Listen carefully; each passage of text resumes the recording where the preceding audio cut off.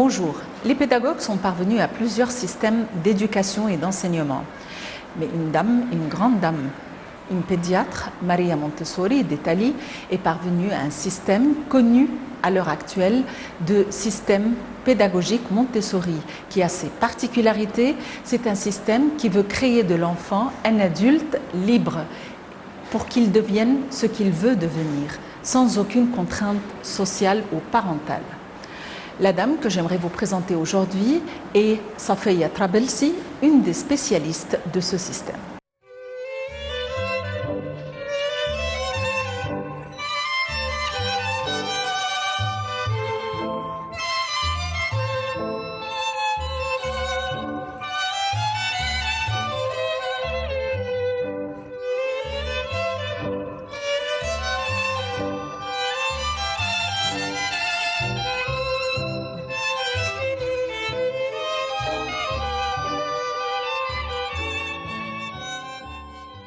Madame Safia Trabelsi, vous êtes spécialiste de ce système pédagogique Montessori.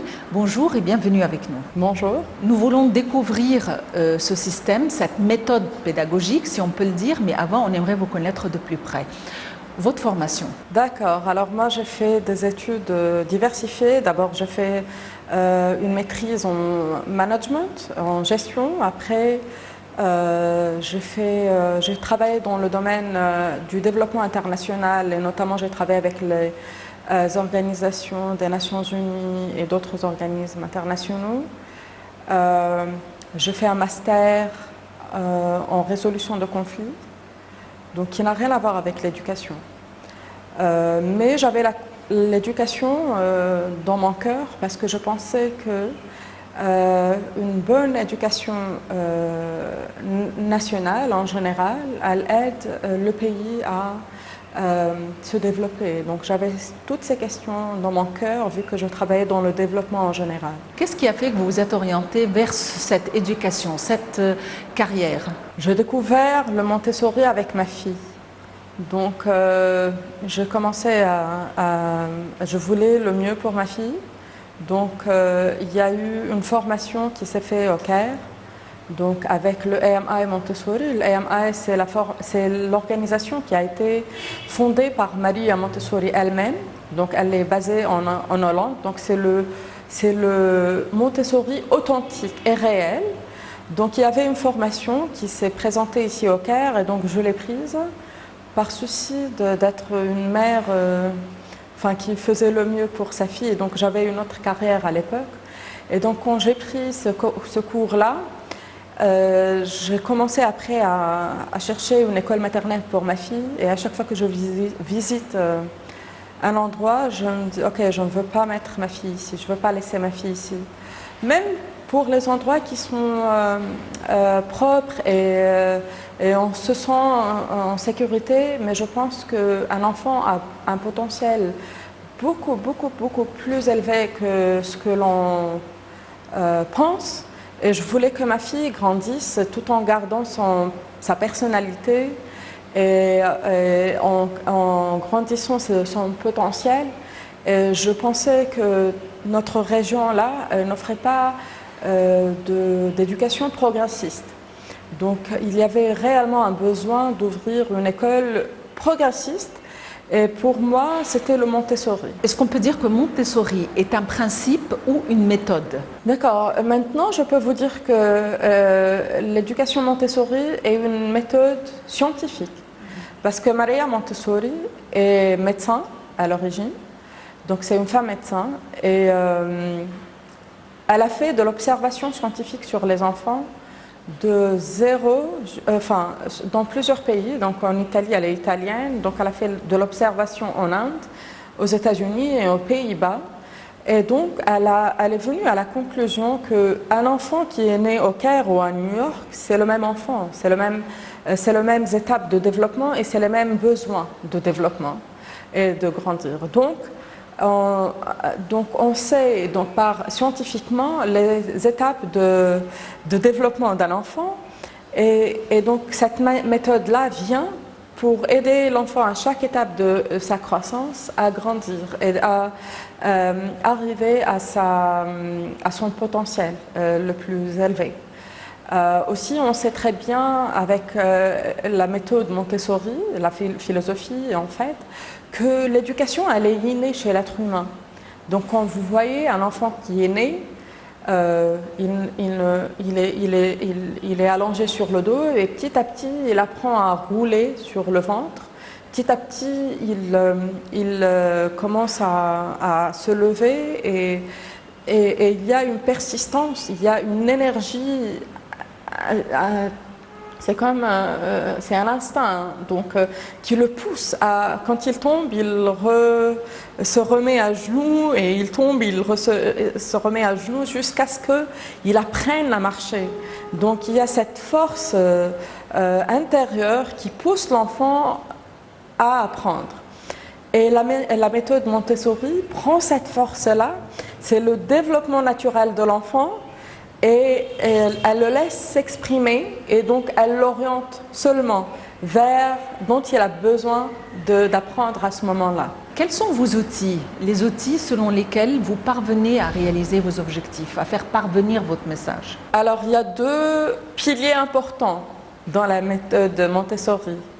Donc, alors il y a d'abord un environnement qui est préparé pour l'enfant. Et il y a les adultes qui sont préparés aussi à travailler avec l'enfant. Ce sont deux piliers importants. Donc quand vous voyez dans notre classe, tout est à la hauteur des enfants, donc les chaises, les tables, le robinet, la cuisine, la salle de bain, tout. De telle sorte que l'enfant peut opérer au sein de son environnement et donc il n'y a pas de barrière. Donc il peut apprendre à manipuler dans une enfance... la petite enfance, donc l'enfant a besoin de travailler sur la motricité. C'est très important. Donc après avoir marché, l'enfant doit développer sa motricité et donc c'est le cerveau et tout l'organisme est en train de travailler dans ce sens. Donc on le met dans un environnement où il peut bouger pour affiner ses mouvements et faire la coordination du corps, l'équilibre du corps, toutes ces choses-là, en fait. Et en même temps, un enfant de 0 à 6 ans, il veut apprendre la langue. Donc, il veut trouver sa place dans ce monde-là. Donc, comment trouver sa place dans ce monde-là? C'est en étant actif et en pouvant faire les choses par soi-même. Et donc, ici, on aide l'enfant à devenir complètement indépendant. Vers l'âge de 3 ans, si l'enfant trouve un environnement qui l'aide à devenir indépendant, il le sera. Donc c'est pour ça ici les enfants préparent leur goûter eux-mêmes. Donc on trouve un enfant ou deux qui préparent le goûter pour toute la classe. Donc un enfant de 3 ans, vous pouvez imaginer la satisfaction qu'il aurait en ayant préparé la bouffe, préparée à manger pour tous ses collègues. Après, il lave la vaisselle, il nettoie la classe. Et ça, c'est des choses aussi très importantes. Non seulement ça rend l'enfant indépendant, mais aussi ça aide l'enfant à prendre de la décision. La décision, c'est une qualité qu'on acquiert à un âge très jeune. Et ça, ce qu'on ne connaît pas dans notre culture. On essaie toujours à diriger ou obliger l'enfant à faire des choses, alors que si on lui laisse la place à prendre des décisions et voir les conséquences, il apprendra très rapidement, il aura très rapidement la capacité de prendre les décisions et les bonnes quand il devient adulte. Par exemple, il se dirigera vers le sport au lieu de se diriger vers l'alcool ou le tabac ou la drogue ou quelque chose comme ça. Et donc la décision, donc l'indépendance, la prise de décision et aussi la confiance en soi. Donc la maîtresse doit détecter où est l'enfant, il est dans quelle étape de développement, on essaie de l'orienter vers dont il a besoin. Et donc, quand je vous ai parlé de la vie pratique, les activités de la vie pratique, là où on nettoie la classe, on nettoie la chaussure, on arrose les plantes, on fait des vases, on fait un arrangement de fleurs, tout ça, c'est des choses très importantes parce que non seulement ils font que l'enfant ait de la confiance, devienne indépendant, mais aussi ça forge la concentration.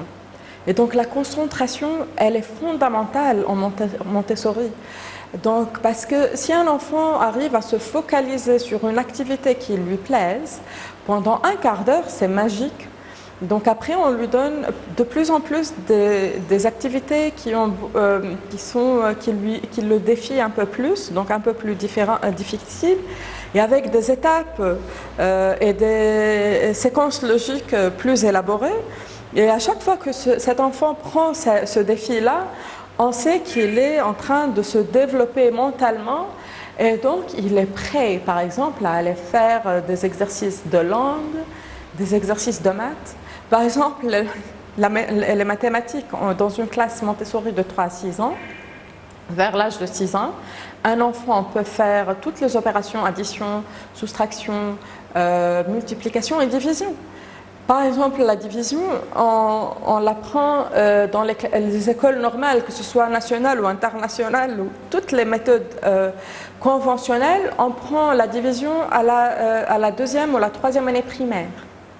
D'accord? Parce qu'en conventionnel, on a toujours des activités de groupe et les activités de groupe n'aident pas l'enfant à se concentrer.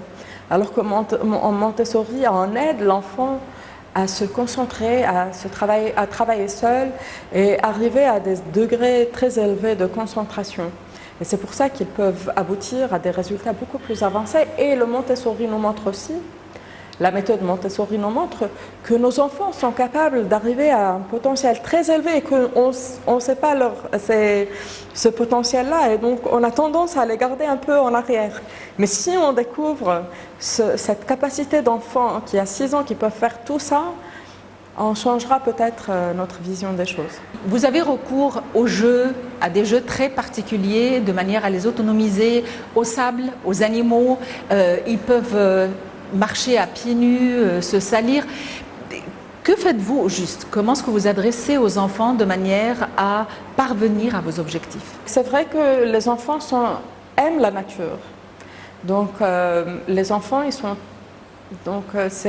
ils doivent être proches de la nature parce que c'est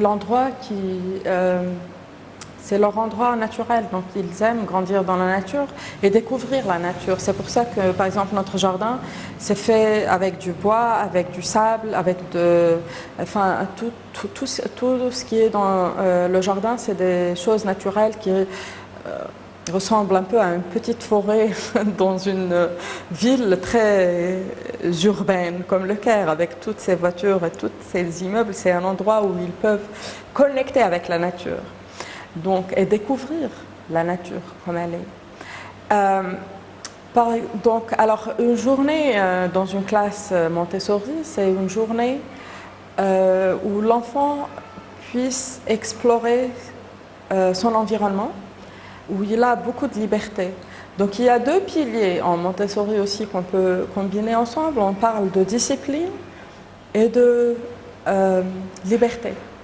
Donc les enfants sont libres de travailler avec ce qu'ils veulent dans la classe, mais en même temps, on leur donne un cadre qui est les règles de la classe. Et alors l'enfant, on doit le respecter, ça c'est primordial, c'est essentiel.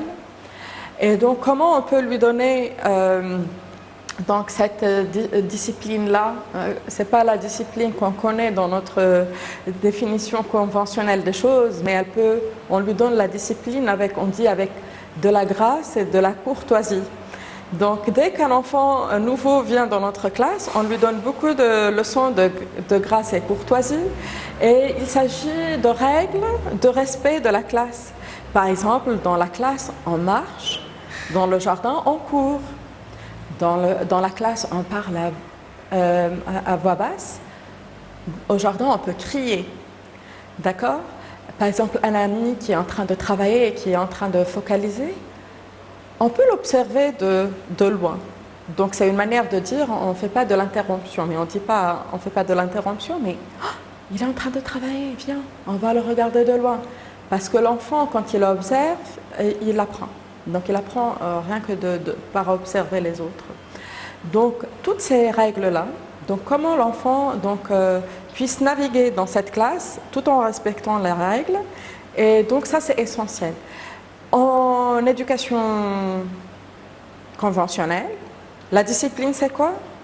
C'est on s'assoit et on ne parle pas. On ne bouge pas et on ne parle pas. Alors, de 0 à 6 ans, un enfant est en train de former son vocabulaire et la langue, construire la langue. Il est en train de construire le mouvement. Donc, il a besoin de marcher, de bouger.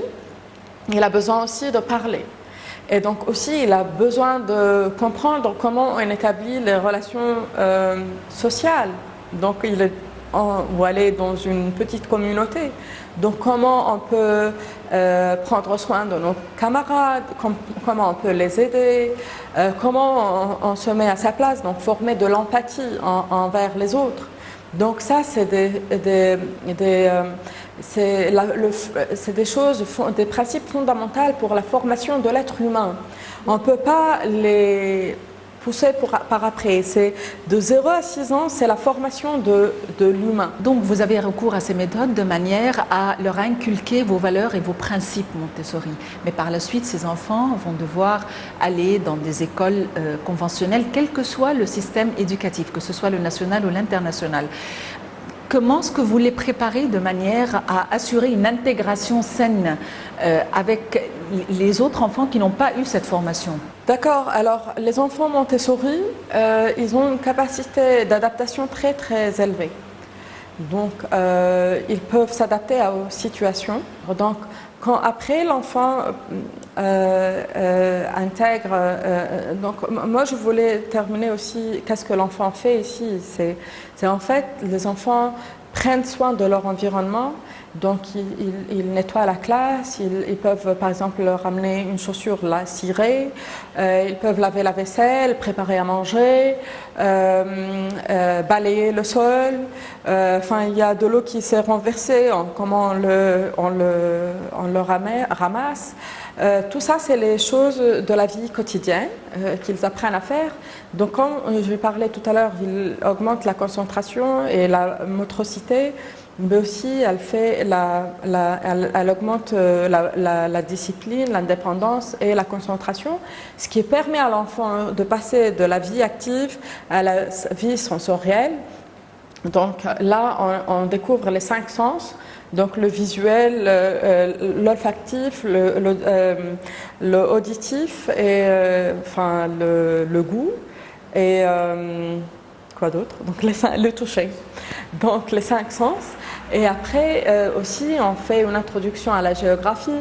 Donc c'est magnifique parce qu'un petit enfant, ils sont très curieux à découvrir notre monde. Donc par exemple ma fille, elle est venue l'autre jour, on était dehors, il y avait de l'eau par terre. Et c'est vrai que ça ressemblait un peu à la carte d'Afrique. Elle m'a dit « Maman, regarde, c'est l'Afrique !» Et moi, j'étais surprise. Donc ma fille de 3 ans, elle me parle de continent d'Afrique. Et donc, ces enfants-là, c'est des citoyens du monde. Donc, ils sont très ouverts, ils apprennent beaucoup dans l'école, dans le système Montessori. Quand ils rentrent à la maison à 3 heures, les parents me demandent « Qu'est-ce que je fais avec mon enfant après l'école ?» Je dis « Rien. Tu peux lire une histoire, on peut aller au club faire du sport, on peut aller voir du théâtre pour enfants. » Mais l'enfant apprend très profondément tous les aspects de la vie, donc humaine et académique et culturelle à l'école, mais d'une manière très profonde, qu'après l'école, il n'a pas besoin de faire cours particuliers ou faire les devoirs à la maison. Voilà, donc l'enfant doit aussi explorer sa vie sociale et découvrir enfin, la cité, enfin tout ce qui peut l'intéresser pour grandir. Est-ce que vous avez un plan ou une stratégie de manière à ce que ce système soit mieux divulgué, mieux propagé dans les 4 coins du pays? Pour une personne qui peut gérer une classe pareille, elle doit absolument faire un diplôme. Donc il faut qu'on ait plus de formation en Égypte, qu'on produise beaucoup plus d'institutrices. Et les écoles, en fait, ils doivent être conscients que il y a des ressources maintenant en Égypte qui sont valables. Donc il y a la fondation, il y a des centres de formation AMI, donc qui peuvent réellement préparer les personnes à tenir ces classes-là et ces écoles-là. Donc nous espérons aussi travailler avec, enfin pas seulement les organisations non gouvernementales, enfin les écoles qui appartiennent aux églises ou enfin, dans des quartiers défavorisés. On espère aussi travailler avec le gouvernement. Parce que, par exemple, en Égypte, nous avons des classes surchargées. Quand nous avons des écoles avec 60 et 70 élèves en classe, la solution pour ça, c'est le Montessori. Parce que les élèves s'entraident, donc vous avez un seul adulte. Donc, et les enfants, s'ils sont indépendants réellement et veulent apprendre par eux-mêmes, si on les aide à être indépendants, donc ils vont aller vers ce qu'ils veulent apprendre et qu'ils peuvent apprendre.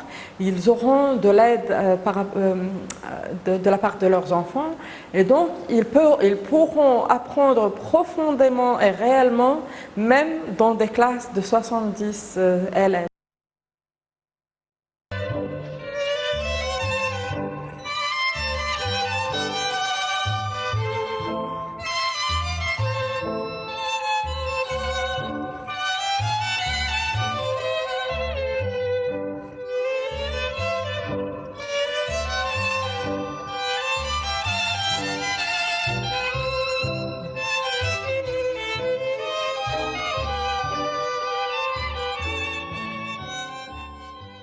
Safaya Trabelsi, vous avez une double nationalité, vous êtes égypto-tunisienne. Quelles sont les caractéristiques communes entre la femme tunisienne et la femme égyptienne à votre avis? C'est une question très vague et très complexe. Donc on ne peut pas réellement répondre à une question en 2 minutes. Mais moi, j'ai beaucoup travaillé sur les droits de la femme en Tunisie et dans le monde arabe. Donc c'est vrai que je travaille avec les Nations Unies, l'ONU Femmes et avec la Ligue des droits, la Ligue des pays arabes ici au Caire sur la région arabe. Le commun, je crois que nous avons besoin de l'égalité réelle entre hommes et femmes. Nous avons besoin de beaucoup de soutien par les systèmes gouvernementaux, les lois. Donc on fait de la discrimination positive, mais en réalité parce que les femmes ont beaucoup plus d'obstacles pour acquérir, par exemple, pour faire de l'entrepreneuriat ou même pour accéder à l'éducation.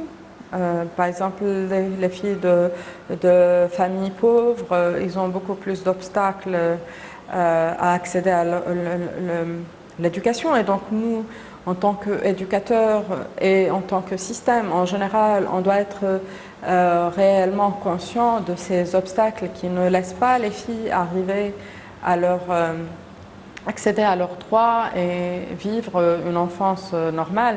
Je ne veux pas faire du parallèle entre les deux pays parce que, enfin, chaque pays a son propre contexte et